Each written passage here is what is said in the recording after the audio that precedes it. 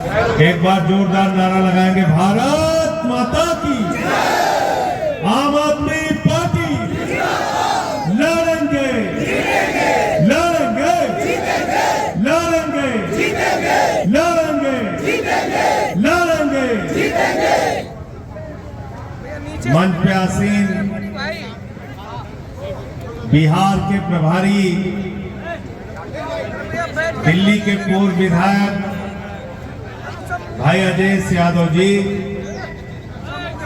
मंच पे आसीन बिहार के लाल, हम सबके संघर्षों के साथी, 4 बार से दिल्ली के विधायक भाई संजीव झा जी, हमारे प्रदेश अध्यक्ष, मजबूत साथी जो दिन रात अपनी यात्राओं से पार्टी के संगठन को बढ़ाने का काम कर रहे हैं, भाई राकेश यादव जी, हमारे बीच में अन्ना आंदोलन से लेके अब तक कंधे से कंधा मिला के साथ चलने वाले बिहार के सह प्रभारी भाई अभिनव राय जी, भाई बीपी सिंह जी, भाई सुशील सिंह जी, भाई साहू जी जो हमारे शत्रुघ्न साहू जी जो बिहार प्रदेश के अध्यक्ष रह चुके हैं, हमारी छोटी बहन रीना जी संचालन कर रही है कार्यक्रम का, उमा जी, हमारे मनोज भाई, कितने लोगों का नाम लूं मैं तो सबको व्यक्तिगत रूप से जानता हूं। लोकेश का गाना सुने कि नहीं आप लोग? इसके लिए भी ताली बजा दीजिए।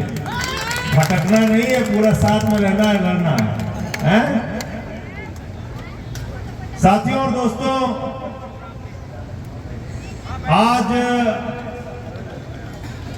बिहार क्यों आना पड़ा, पटना क्यों आना पड़ा, क्या वजह हो गई? एक दुख है मन में, पीड़ा है, तकलीफ है कि भारतीय जनता पार्टी की सरकार नीतीश कुमार जी के साथ बिहार में भी चल रही है। भारतीय जनता पार्टी की सरकार दिल्ली में भी चल रही है। भारतीय जनता पार्टी की सरकार नरेंद्र मोदी की केंद्र में भी चल रही है। भारतीय जनता पार्टी का एमसीडी में मेयर भी हो गया है। 1 नहीं, 2 नहीं, 3 नहीं, 4 इंजन बिहार से लेके दिल्ली तक चल रहा है। मोदी जी सभाओं में आते हैं, बिहार के अंदर ड्रामा करते हैं, नौटंकी करते हैं, कहते हैं कितना पैसा चाहिए, 25,000 करोड़, 50,000 करोड़, 1 लाख करोड़, 1.5 लाख करोड़, चलो 1.5 लाख करोड़ दे देता हूं। अरे मोदी जी, हमें 1.5 लाख करोड़ नहीं चाहिए। यह बताओ, तुम दिल्ली में बिहार के लोगों को 1.5 फीट की जगह देने को तैयार क्यों नहीं हो? पहले इसका जवाब दो।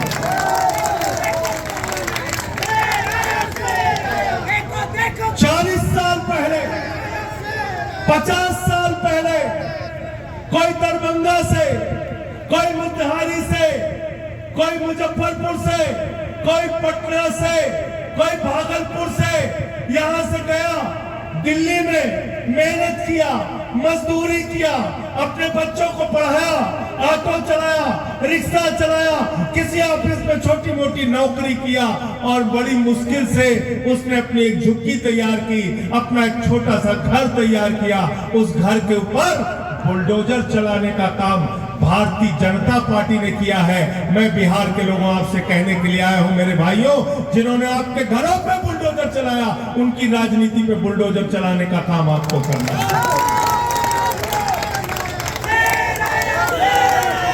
और राजनीति पे बुलडोजर कैसे चलेगा? राजनीति पे बुलडोजर कैसे चलेगा?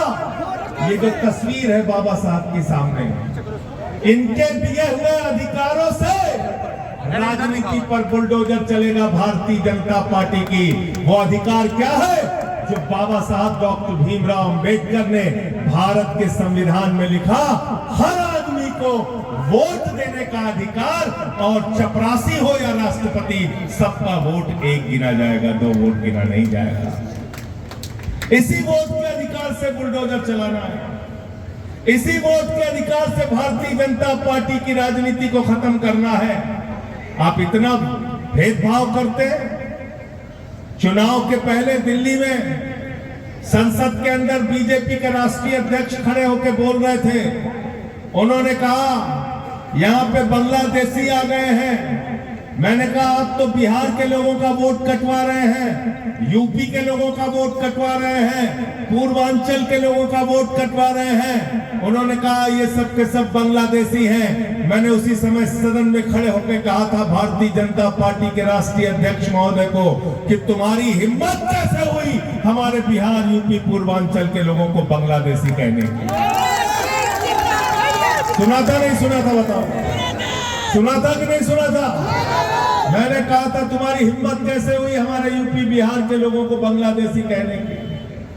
साथियों और दोस्तों, आज दिल्ली में दुश्मन देश की नागरिक की तरह बिहार के लोगों के साथ व्यवहार किया जा रहा है। पिछले कई महीने से लगातार जब से बीजेपी आई है, चुन चुन के जहां पे बिहार, यूपी, पूर्वांचल के लोग रह रहे हैं वहां बुलडोजर चलाया जा रहा है, उनके दुकानों को तोड़ा जा रहा है, उनके मकानों को तोड़ा जा रहा है। इसलिए मैं पूछना चाहता हूं भारतीय जनता पार्टी के नेताओं से, बिहार में रह के बड़ी बड़ी बातें करते हो, दिल्ली में जाके बड़ी बड़ी बातें करते हो, ठीक कहा संजीव भाई ने, जाके झुग्गियों में रुकने की नौटंकी करते हो और चुनाव जीतने के बाद गरीब के घर पे बुलडोजर चलाने का काम करते हो। अगर हिम्मत है तो आज मोदी के खिलाफ, बीजेपी के खिलाफ बिहार के नेताओं को बोलना चाहिए और यहाँ के मुख्यमंत्री नीतीश कुमार को कहना चाहिए बिहारी भाइयों पर बुलडोजर रोको, वरना हम सरकार तुम्हारे साथ नहीं चलाएंगे। ये साहस, ये हिम्मत नीतीश कुमार जी को दिखाना चाहिए। लेकिन चारों तरफ खामोश, चारों तरफ चुप्पी है, चारों तरफ खामोशी है, क्योंकि आज एक तानाशाह सरकार देश के अंदर चल रही है, नरेंद्र मोदी जी की सरकार, और बिहार के अंदर दूसरी तानाशाह सरकार चल रही है, बीजेपी जेडीयू की सरकार। रोजगार मांगने के लिए नौजवान सड़क पे आता है, उसको लाठियों से पीटा जाता है। मैं नीतीश कुमार जी आपसे कहना चाहता हूं, मैं बिहार की सरकार से कहना चाहता हूं, अरे आप लोग तो आंदोलन से निकले हुए लोग हैं, ये लोकनायक जयप्रकाश नारायण की धरती है। यहाँ के छात्रों ने, यहाँ के नौजवानों ने आपातकाल के खिलाफ अपना कॉलेज, अपना स्कूल छोड़ के जेलों को भरने का काम किया था और देश से आपातकाल को मिटाने का काम किया था। यह है बिहार के लोगों का इतिहास। लोकनायक जयप्रकाश नारायण की धरती के लोगों को, इस धरती पे जहां डॉक्टर राम मनोहर लोहिया ने अपनी राजनीति की, इस धरती पे जहां बड़े से बड़े समाजवादी नेताओं ने अपनी राजनीति की, मधुलिमे जी ने अपनी राजनीति की, इस धरती पर जहां कर्पूरी ठाकुर जी मुख्यमंत्री रहे, जो 2 बार मुख्यमंत्री रहने के बावजूद उनके पैरों में जो जूते होते थे वो 3 जगह से सिले रहते थे। ये सिद्धांतों की, उसूलों की ये वो धरती है, क्रांतिकारियों की, जिन्होंने देश के लिए अपने प्राणों की आहुति दी और जब भी अत्याचार हुआ, अन्याय हुआ, उसके खिलाफ मिलकर लड़ने का काम किया। और मुझे याद है जब अन्ना का आंदोलन चल रहा था, बिहार के हर जिले में आंदोलन चल रहा था, हर गांव, हर शहर में आंदोलन चल रहा था। मैं उस वक्त भी पटना आया था, इसलिए आपसे कहने के लिए आया हूं, आज इनके झूठ का मुकाबला करना है। आज भारतीय जनता पार्टी की जो राजनीति है वो देश में नफरत फैला के, भाई से भाई को बांट के आपके मुद्दों को पीछे धकेलना चाहते हैं। आज शिक्षा पे बात नहीं करती बीजेपी। 8% सरकारी स्कूल बिहार के अंदर बंद हो चुका है, उसके बारे में बात नहीं करते। आज बिहार के अंदर कानून व्यवस्था की हालत बद से बदतर होती जा रही है, उसके बारे में बात नहीं करते। पेपर लीक पे पेपर लीक, परीक्षा होती है तो नौजवान बड़ी मुसीबत से तैयारी करके अपने घर का पैसा लगा के परीक्षा में हिस्सेदारी लेता है, लेकिन पेपर लीक हो जाता है। बिहार में एक पेपर लीक की सरकार चल रही है, लेकिन उसके खिलाफ जब छात्र आंदोलन करते हैं तो उनको लाठियों से पीटा जाता है। मैं आपसे कहना चाहता हूं, जो नौजवानों पे तुम लाठियां चला रहे हो, ये लाठियां बेकार नहीं जाएंगी। नौजवान तुमको ऐसे ही चुनाव के दौरान अपने वोट की ताकत से वोट की लाठी मारने का काम करेगा। मारना नहीं मारना है लाठी, बताओ क्या क्या वादे किए गए आपसे 10 साल 11 साल में? 11 साल पूरे हो गए मोदी जी के, हमसे पत्रकारों ने कहा 11 साल पूरे हो गए बीजेपी वालों के, बिहार में जश्न मनाया जा रहा है, यूपी में जश्न मनाया जा रहा है, दिल्ली में जश्न मनाया जा रहा है, पूरे देश में जश्न मनाया जा रहा है। मैंने कहा भाई किस बात का जश्न मनाया जा रहा है, किस बात का जश्न मनाया जा रहा है, जरा मुझे बताओ। भारत के प्रधानमंत्री ने 2014 में कहा था नौजवानों को हर साल कितनी नौकरी दी जाएगी, जोर से बोलिए। बिहार में सबको याद रहता है, भूलते नहीं कुछ। कितनी नौकरी कही थी? 2 करोड़ 15 लाख रुपया। 2 करोड़ नौकरी अगर जोड़ लो 11 साल में तो कितनी हो गई भैया? 22 करोड़ नौकरी अगर मिल जाती तो देश में कोई बेरोजगार बचता क्या? बचता क्या? नौकरी के नाम पे धोखा दिया। दूसरा क्या बोले? इतना काला धन लाएंगे, इतना काला धन लाएंगे, बोरे में भर भर के लाएंगे, ट्रैक्टर पे लाद के लेके आएंगे, बैलगाड़ी से लेके आएंगे, हवाई जहाज से लेके आएंगे, लाखों करोड़ लेके आएंगे, और हर आदमी के खाते में कितना जमा कर देंगे? कितना? सबको याद है, कोई भूला नहीं है। 15 लाख आ गया, 15 पैसे भी नहीं आया, 15 पैसे भी नहीं आया। और हमारी बहनों ने अपने पति से छिपा के जो 1500 की नोट संदूक में रखी थी कि बेटी की शादी होगी तो ये पैसा काम आएगा, घर में कोई बीमार हो जाएगा तो ये पैसा काम आएगा, छोटा सा घर और आसियाना बनाया होगा तो ये पैसा काम आएगा। नरेंद्र मोदी जी ने कहा माताओं और बहनों यही तो काला धन है, नोटबंदी कर दी है, लाइन में लग के इसको जमा कर, वो भी खाली करा लिया, वो भी खाली करा लिया। कहा था 15 अगस्त 2022 तक सबको क्या देंगे? क्या देंगे? सबको याद है। पक्का मकान तो छोड़िए, जो मकान है वो भी तोड़ने के लगे हुए हैं, उस पे भी बुलडोजर चलाने का काम कर रहे हैं। तो काला धन आया नहीं। महंगाई पे तो ऐसे ऐसे भाषण देते थे, कहते थे 30 रुपए में पेट्रोल हो जाएगा, 20 रुपए में डीजल हो जाएगा, पता नहीं क्या क्या बोलते थे। बेटियां बचाओ, बेटियां बचाने का क्या क्या बोलते थे। महंगाई आसमान पे पहुंच गई। आज 250 रुपए किलो दाल इस शासन में बिका, 300 रुपए का सरसों का तेल बिका, टमाटर महंगा बिका, महंगाई आसमान पे पहुंच गई। एक भी वादे पर भारतीय जनता पार्टी खरी नहीं उतरी, और रोजगार देने के नाम पर भारत माता के साथ विश्वासघात करने का काम भारतीय जनता पार्टी ने किया। और जब वो विश्वासघात किया था, मुझे याद है बिहार के नौजवानों ने सड़कों को जाम करके कहा था हमको अग्निवीर योजना नहीं चाहिए, सेना में पुरानी बहाली होनी चाहिए। होनी चाहिए कि नहीं होनी चाहिए? अग्निवीर योजना क्या है? 4 साल की नौकरी, 4 साल की सेना में नौकरी। पहले हमारा जवान जाता था, बिहार का, यूपी का, हरियाणा का, राजस्थान का, सेना में भर्ती होता था, सुबह को उठ के वर्जिश करता था, और जरूरत पड़ने पर भारत माता के लिए अपने प्राणों की आहुति देता था। 17 साल 20 साल सेना में नौकरी करता था। मोदी जी ने कहा सिर्फ 4 साल आपको नौकरी मिलेगी। 4 साल की नौकरी दिया, 3 साल सेना की भर्ती कम कर दिया। 1,80,000 सैनिक आज भारतीय सेना में अगर कम है तो वो गद्दारी किसी और ने नहीं, भारतीय जनता पार्टी ने किया है। जो गद्दारी की बात कर रहे थे, ये है देश के साथ गद्दारी, ये भारत माता के साथ गद्दारी। और मोदी जी कहते हैं अग्निवीर योजना बहुत अच्छी है, अग्निवीर बहुत अच्छी है, अग्निवीर योजना बहुत अच्छी है। तो मैं आपसे कहना चाहता हूं, अगर अग्निवीर योजना बहुत अच्छी है तो अमित शाह के बेटे को अग्निवीर बनाओ, उसको सेना में भर्ती करके भेजो।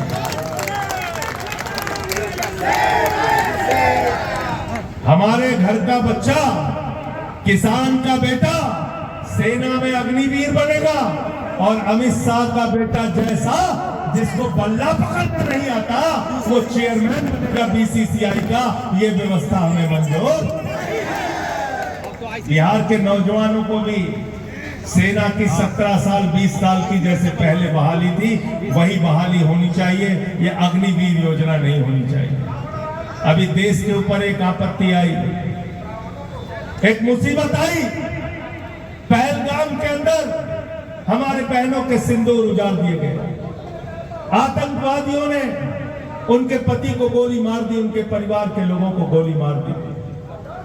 उसके जवाब में भारत की सेना ने ऑपरेशन सिंदूर शुरू किया, पाकिस्तान के 9 आतंकी ठिकानों को बर्बाद कर दिया, 21 आतंकी ठिकानों की जानकारी दी और कहा कि हम इस पर टारगेट कर रहे हैं।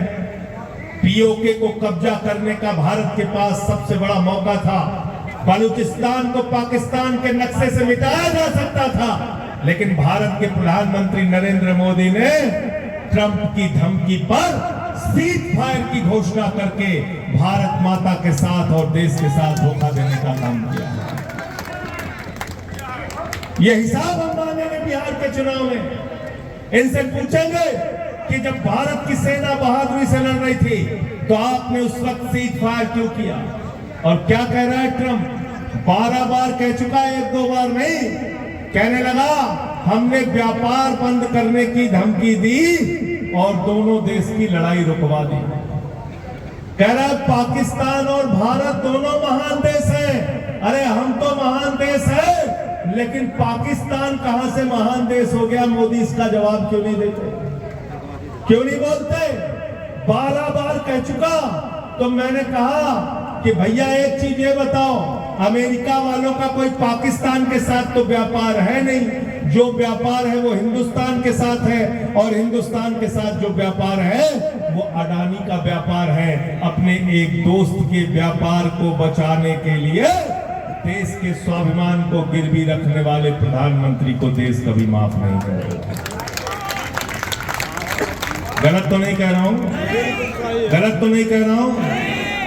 हर चीज में सिर्फ व्यापार, सिर्फ फायदा, निजी फायदा, सब कुछ चंद लोगों को देने का काम। आज सामाजिक न्याय पे हमारे पत्रकार बंधु मुझसे सवाल पूछ रहे थे, कह रहे थे जाति जनगणना पे आपकी क्या सोच है? मैंने कहा जाति जनगणना होनी चाहिए, पता चलना चाहिए कि पिछड़ा वर्ग के कितने लोग हैं, पिछड़ा वर्ग के कितने लोग हैं, दलित कितने हैं, महादलित कितने हैं, आदिवासी कितने हैं। लेकिन भारतीय जनता पार्टी पे भरोसा मत करना, ये जाति जनगणना नहीं कराएंगे। ये वो पार्टी है जो आरएसएस की कोख से पैदा हुई है, और आरएसएस वो संगठन है जिसने 100 सालों में एक भी अपना प्रमुख पिछड़ा नहीं बनाया, अति पिछड़ा नहीं बनाया, दलित नहीं बनाया, महादलित नहीं बनाया, आदिवासी नहीं बनाया। जो संगठन बड़े वंचित शोषित वर्ग का विरोधी है वो कभी जाति जनगणना नहीं कराएगा। मैं ये कहना चाहता हूं। और दूसरी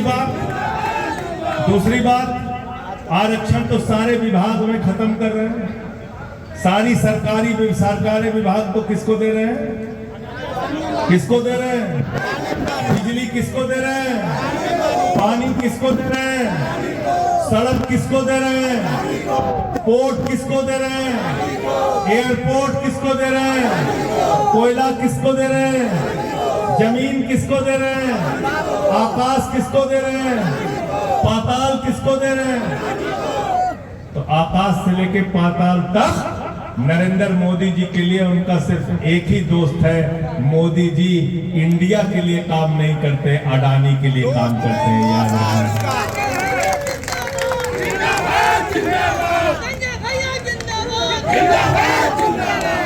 और दूसरा क्या काम करते हैं? सारी सरकारी नौकरियों को जब आप सरकारी विभागों को ही बेच दोगे तो आरक्षण कहां रहेगा? कहां से न्याय मिलेगा समाज के बड़े वर्ग को?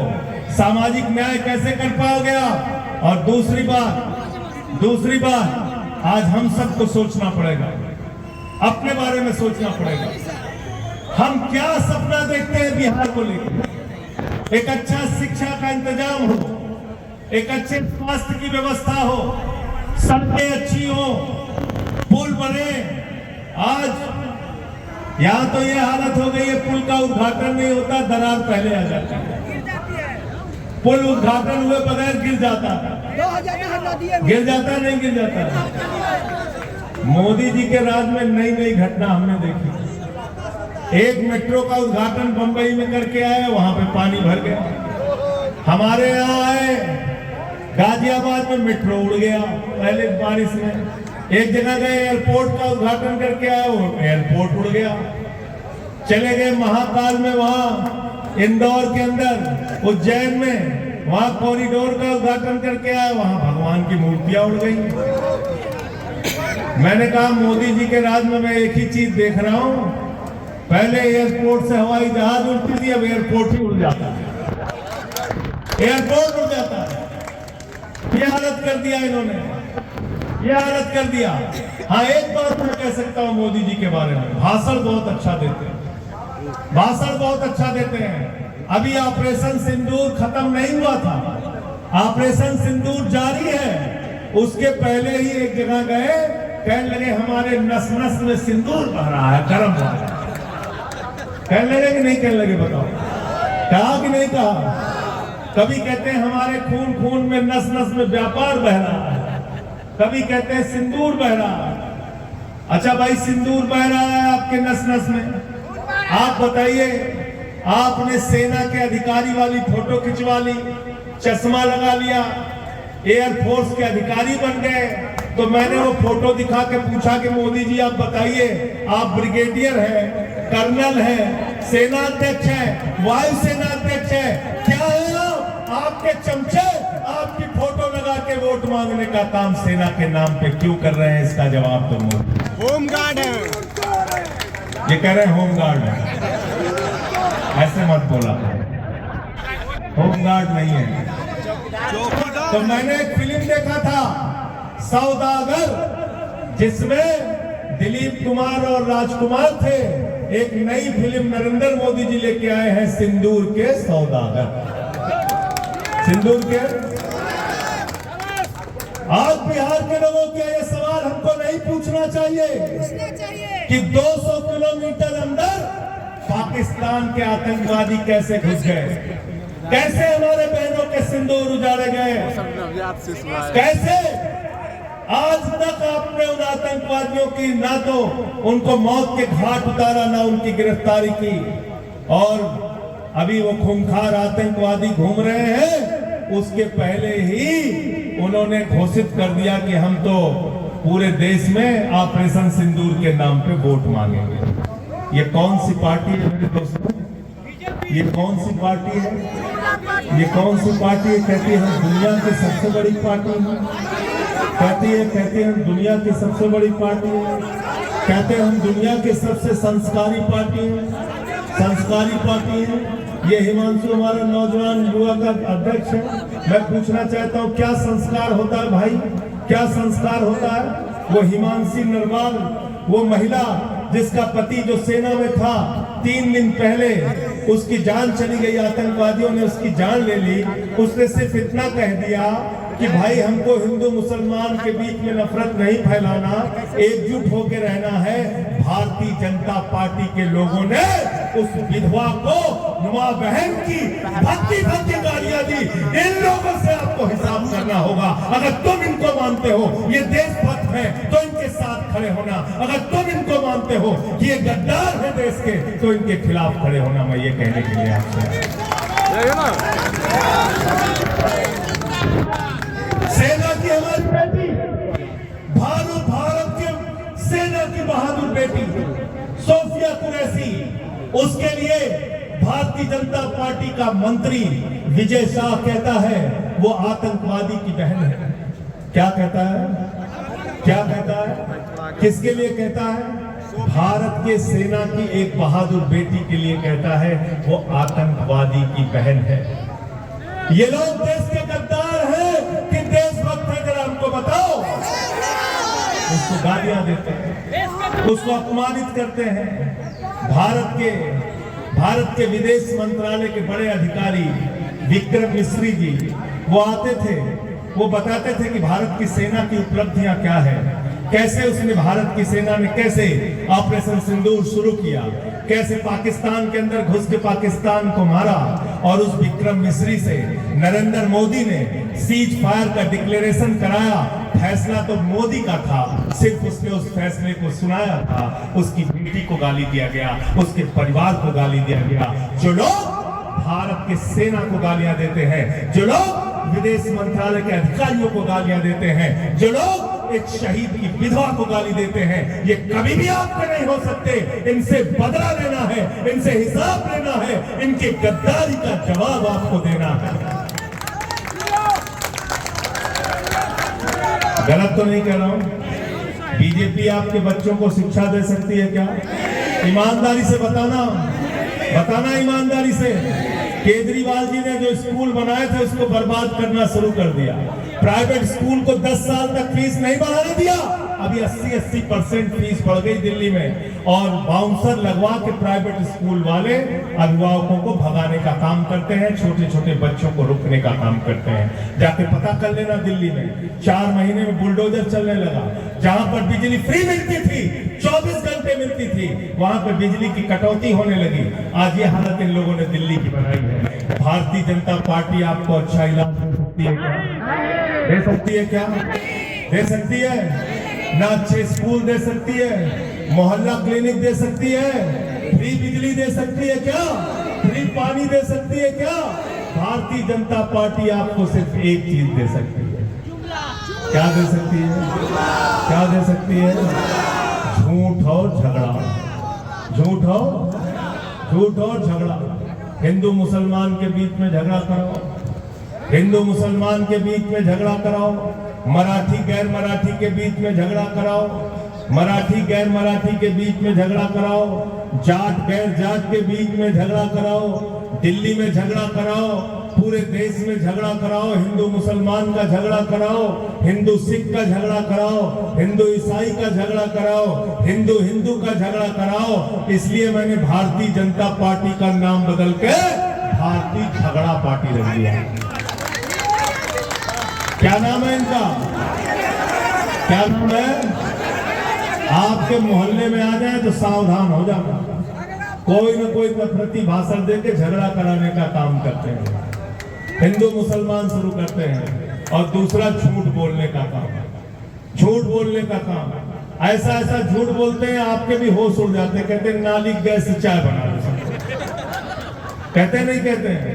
हमारे यहाँ गए खलीलाबाद में, संत कबीर नगर में, कहने लगे बाबा गुरु नानक देव जी, बाबा संत कबीर जी, बाबा गोरखनाथ जी एक साथ मीटिंग करते थे, उनके जीवन में 100 साल का अंतर। तो कुछ भी नरेंद्र मोदी जी बोल देते हैं, कुछ भी बोल देते हैं। ये लोग झूठ बोलने की फैक्ट्री है, ये झगड़ा कराने की फैक्ट्री है। ये आपके बच्चों को अच्छा भविष्य नहीं दे सकते, ये आपके लोगों को रोजगार नहीं दे सकते, ये आपके घरों को उजाड़ सकते हैं, आपके घरों को बसा नहीं सकते। इनसे याद रखना। और आम आदमी पार्टी का क्या संदेश है? वो कहते हैं मारो काटो लोगों को बर्बाद करो, और हम कहते हैं बेघर बेदर लोगों को आबाद करो। ये हमारी राजनीति का हिस्सा है, ये राजनीति का हिस्सा है। और हिंदू धर्म की बात करते हैं। क्या है हिंदू धर्म? हिंदू धर्म कहता है वसुदेव कुटुंबकम, पूरा विश्व हमारा परिवार है। हिंदू धर्म की रामचरितमानस की चौपाई क्या कहती है? सब नर करहि परस्पर प्रीति, सारे लोग आपस में प्यार से रहें। हिंदू धर्म में पूजा खत्म करने के बाद प्रभु से हम लोग प्रार्थना करते हैं, धर्म की जय हो, अधर्म का नाश हो, प्राणियों में सद्भावना हो, विश्व का कल्याण हो। और भाजपाई क्या प्रार्थना करते हैं? प्राणियों में दुर्भावना हो। करते नहीं करते? तो हमें कौन सा सद्भावना वाला धर्म मानना है, प्रेम वाला धर्म मानना है, हमें बाबा साहब का संविधान मानना है। और मोदी जी से कहना है कि हमको बराबरी का हक बाबा साहब के संविधान से मिलता है। ये देश किसी नरेंद्र मोदी और नीतीश कुमार के फरमान से नहीं चलेगा, बाबा साहब के संविधान से चलेगा।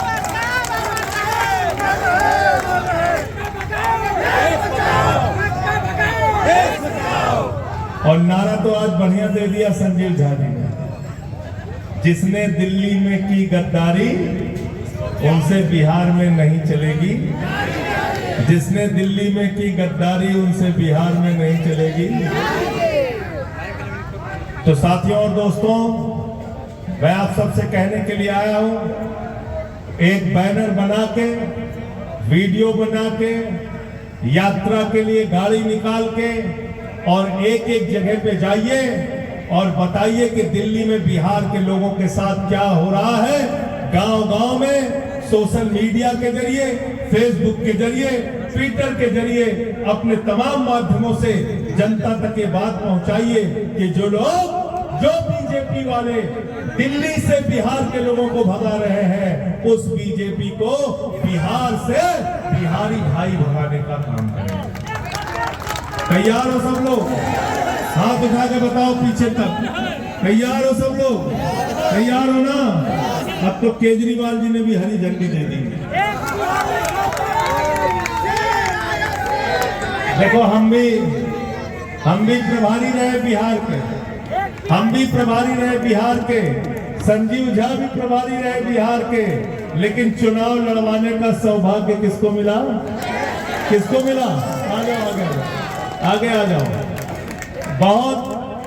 बहुत इन्होंने परिश्रम करके, मेहनत करके आज इन्होंने फैसला कराया कि बिहार के अंदर चुनाव होगा।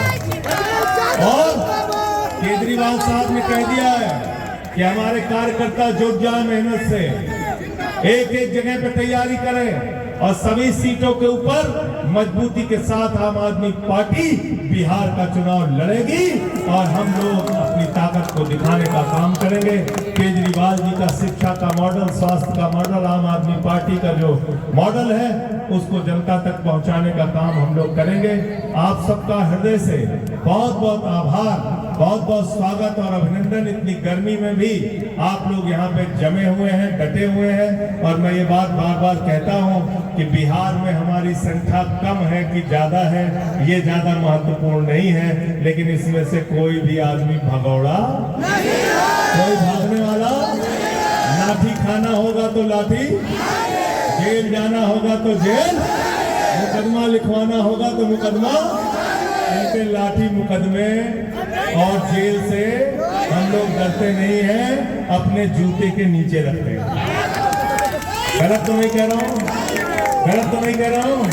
ये संजीव झा घसीटे गए हमारे साथ कई बार। संजीव झा ये मारे गए, घसीटे गए कई बार हमारे साथ, और पकड़ के हमको जेल में डाल दिया बिना किसी मामले के। 6 महीने जेल में मुझे रखा, मैं 6 महीने जेल में रहा। मैं वहाँ पे म्यूजिक क्लास था, वहाँ जाके आराम से गाना गाता था, टीवी लगी थी, टीवी देखता था, आराम से सोता था, क्रांतिकारियों के बारे में पढ़ता था।